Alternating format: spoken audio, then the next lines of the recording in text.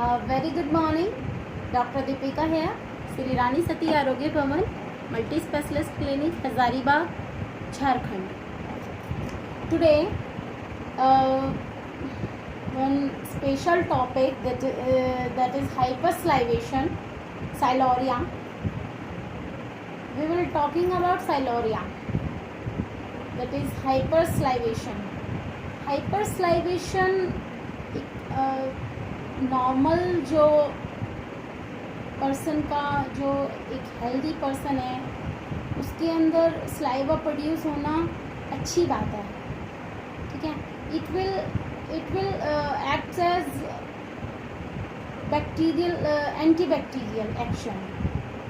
ये क्या करता है कि आपको बैक्टीरिया के इन्फेक्शन से बचाता है, जर्म से बचाता है. देखे होंगे आपने, बहुत सारे पैट्स होते हैं, वो अपनी टंग से, अपने जो बोन्स होते हैं उन पे अगर जैसे अपनी टंग को घुमा लेते हैं तो उससे उनके घाव जो है हील हो जाते हैं, है ना.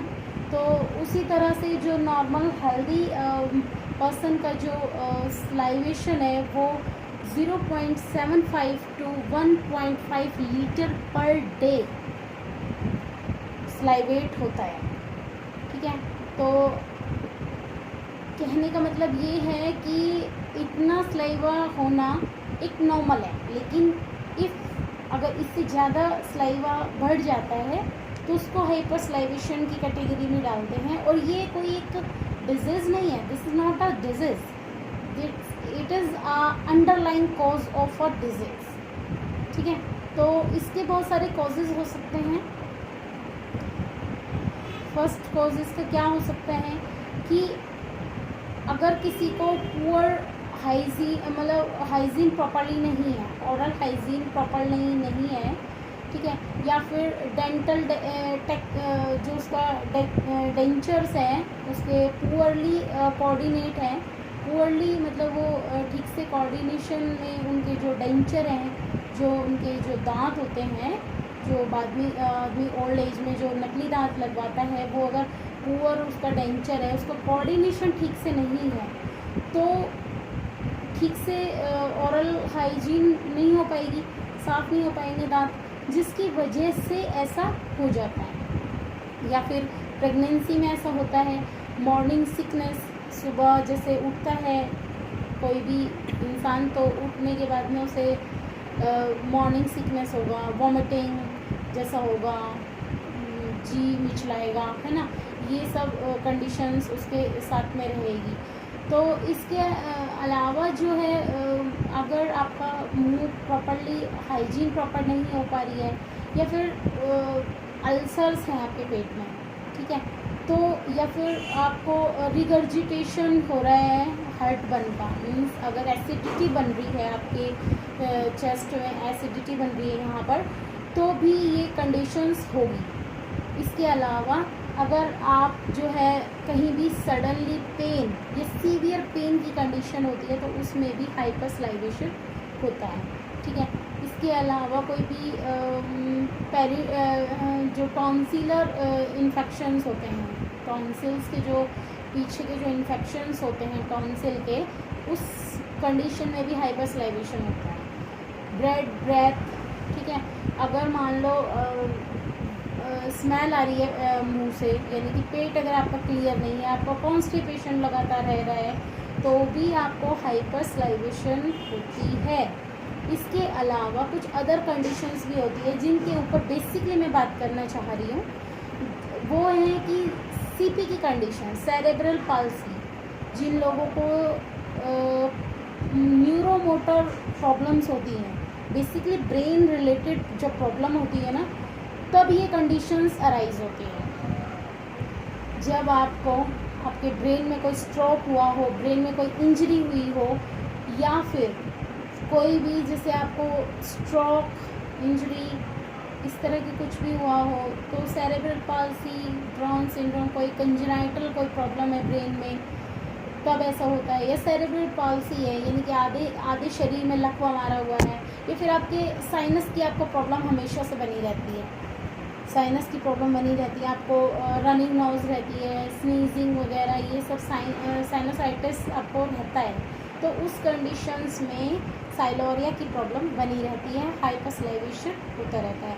और बेसिकली जो हाइपरसलाइवेशन है वो अगर आपके सोने का पोस्चर ठीक नहीं है तब ये होता है, ठीक है। इसके अलावा अगर आप मतलब हाईएस्ट टू लोएस्ट सो रहे हैं, हाईएस्ट टू लोएस्ट का मतलब ये हुआ कि अगर आप मतलब कि पिलो पे इस तरह से सो रहे हैं कि आपका जो मुंह है वो नीचे की तरफ है, हेड आपका थोड़ा ऊंचा है और मुंह आपका जो है नीचे है, तो आपको सलाइवा जो है बाहर निकलेगा। और बेसिकली ऐसा ही होता है, चाइल्ड्स में ज़्यादा होता है, लेकिन बड़े होने के बाद भी ये कंडीशंस रहती है। होता क्या है उस कंडीशन में कि बच्चों के मुंह से, बोलते हैं ना, कई सारे पेशेंट्स आके कंप्लेन करते हैं कि बच्चों के मुंह से लार गिर रही है, ये सोते टाइम लार टपकाता है, बहुत ज़्यादा लार गिरती है। या फिर सबसे ज़्यादा ये होता है कि मतलब वो खाते खाते बहुत ज़्यादा थूक गिराता है, या किसी से बात करता है तो बहुत ज़्यादा अमाउंट में मतलब उसको सलाइवा सिक्रेट हो रहा है, बहुत ज़्यादा थूक गिराता है, इतना कि सामने वाले के कपड़ों पे गिर जाता है, सामने वाले के फेस पे गिर जाता है ना। और इस कंडीशन से एक तो मेनली है ना सोशल एंजाइटी होती है, ठीक है। और जो उसका सेल्फ कॉन्फिडेंस है उसका, उसमें भी प्रॉब्लम आनी शुरू होती है, वो भी अंडर एस्टिमेट होता है। क्योंकि ये देखिए, एक देखा जाए तो इस तरह से अगर हो रहा है किसी भी पेशेंट को तो ऑटोमेटिकली वो अंडर एस्टिमेट हो जाएगा, है ना। उसको ख़राब लगेगा, कोई और उसको टोक देगा कि आप ऐसे थूक गिरा रहे हो, है ना। तो ये जो चीज़ है ना बेसिकली दो तरह से वर्क होता है इसमें, एक तो एंटीरियरली और एक पोस्टीरियरली। अगर एंटीरियरली आपका ऐसे सलाइवा गिर रहा है ना, तो उसको डायग्नोस करना ज़्यादा इजी है, क्योंकि आप बात करते वक्त या खाना खाते वक्त आपका सलाइवा मतलब निकलेगा, रिलीज़ होगा, गिरेगा, तो आपका वो डायग्नोस करना इजी होगा। पेशेंट आके कंप्लेन करता है कि मैडम मुझे सलाइवा, बहुत ज़्यादा सलाइवा गिर रहा है, खाना खाते खाते भी बहुत ज़्यादा थूक आता है, ठीक है। इसके अलावा मैं किसी से बात करता हूँ तो बात करते करते उसके चेहरे पे मतलब थूक गिर जाता है ना। या फिर बैठे बैठे भी अपने आप ही उसका सलाइवा सीक्रेट होता ही रहता है, ड्रूलिंग होती रहती है, ठीक है ना, ये सब होता रहता है। तो ये एंटीरियरली है, जो कि सिर्फ हमारे मतलब जीभ पे आकर के हमारे जो लोअर लिप है उसको ज़्यादा उस पर आके गिरता है। इसकी वजह से जो स्किन इन्फेक्शन भी हो जाता है, माउथ के चारों तरफ जो स्किन है हमारी उसमें इन्फेक्शन हो जाता है, या फिर वहाँ की जो स्किन है वो मतलब कि जो है वहाँ की जो स्किन है वो ड्राई आपको दिखेगी, ड्राइनेस दिखेगी वहाँ पे स्किन पे, या फट जाएंगे होठ वगैरह भी। कई बार इतना ज़्यादा हो जाता है इन्फेक्शन की होठ वगैरह दोनों तरफ से होठ फट जाते हैं, है ना, ये सब हो जाता है। तो फिर दूसरी बात ये कि पोस्टीरियर है, तो पोस्टीरियर में क्या होता है कि वो इजीली डायग्नोज नहीं हो पाता है। एक्चुअली जो सलाइवा होता है वो सीक्रेट हुआ जा रहा है, एक्सेसिव अमाउंट में सीक्रेट होता जा रहा है, और होते होते वो लास्ट में ट्रैकिया के द्वारा सेलो कर लिया जाता है, जो कि पीछे जा कर के लंग्स को अफेक्ट करता है। एज काफ़ी जब लॉन्ग कंडीशंस में, क्रॉनिक कंडीशन में वो जा कर के निमोनिया तक क्रिएट कर देता है। तो अगर आपको सिर्फ इस चीज़ को मतलब डिनाई नहीं करना चाहिए कि अगर आपको ऐसे सलाइवा गिर रहा है तो फर्स्टली तो आप ये देखिए कोई साइनस की प्रॉब्लम तो नहीं है, कोई आपको मॉर्निंग सिकनेस तो नहीं हो रही है ना, आपकी पुअर हाइजीन, मतलब हाइजीन आपने अच्छे से ब्रश वगैरह करते हैं कि नहीं करते हैं, मुंह अच्छे से साफ़ आपका रहता है कि नहीं रहता है, ठीक है।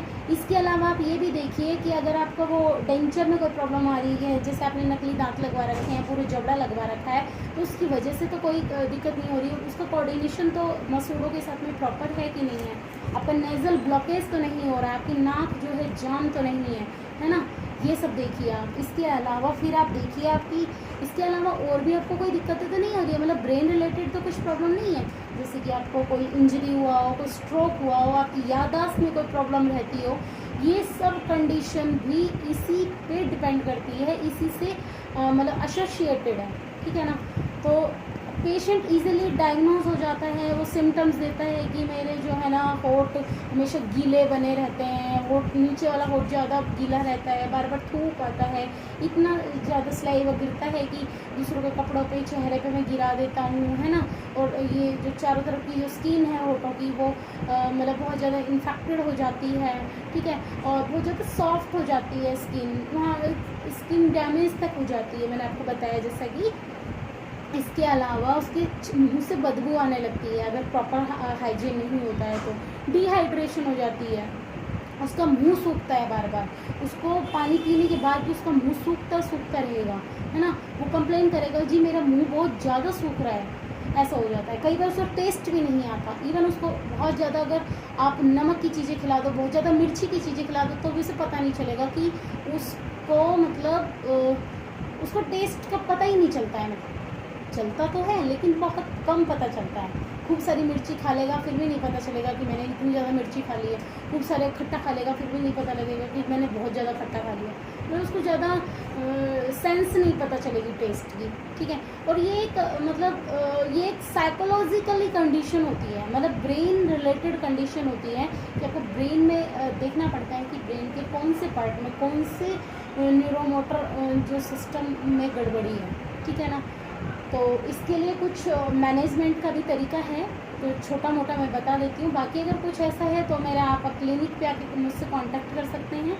देखिए फर्स्ट ऑफ ऑल तो आप अपनी हाइजीन को प्रॉपर करिए, जो आपकी ओरल हाइजीन है उसको अच्छे से साफ़ रखिए, अपने दांतों को अपने मसूड़ों को प्रॉपरली 2 टाइम ब्रश कीजिए, ठीक है, 2 मिनट्स के लिए 2 मिनट्स तक धीरे धीरे आप ब्रश करिए अच्छे से प्रॉपर वे में। एक ब्रश करने का तरीका होता है इस तरह से, फिर अंदर फिर इस टाइप से ऊपर नीचे सारे मतलब दांतों पे आप प्रॉपरली हाइजीन रखिए, अपने ऑरली हाइजीन मेंटेन करके रखिए। दूसरा आप प्लेंटी ऑफ वाटर, कुछ होम रेमेडीज़ है जैसे कि आप पानी खूब ज़्यादा पीजिए, पानी आप अच्छे से पिएंगे तो आपको ये कंडीशंस कुछ हद तक कम हो जाएगी, ठीक है। अगर आपकी बेसिक इस तरह से है तो ब्रेन में प्रॉब्लम नहीं है तो ये कुछ हद तक ठीक हो जाएगा।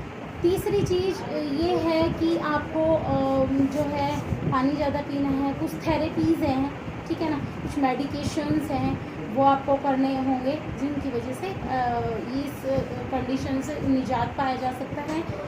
नेक्स्ट थिंग कि आप अपनी ब्रश जो है वो मैंने बता दिया है, अच्छे से अपनी प्रॉपर सॉफ्ट ब्रश आप रखिए, ठीक है। कुछ मेडिसिन्स हैं, एंटीकोलिनर्जिक मेडिसिन्स आती हैं जो हम लोग प्रेस्क्राइब भी करते हैं, तो बीटा ब्लॉकर्स हैं जिनकी वजह से इस कंडीशन को कुछ हद तक कंट्रोल किया जा सकता है, ठीक है। कुछ विटामिन B3 डेफिशिएंसी की वजह से भी ऐसा होता है। तो आप ओवरऑल आई थिंक आपको समझ आया होगा स्लाइओरिया हाइपरसलाइवेशन, ठीक है। तो थैंक यू सो मच।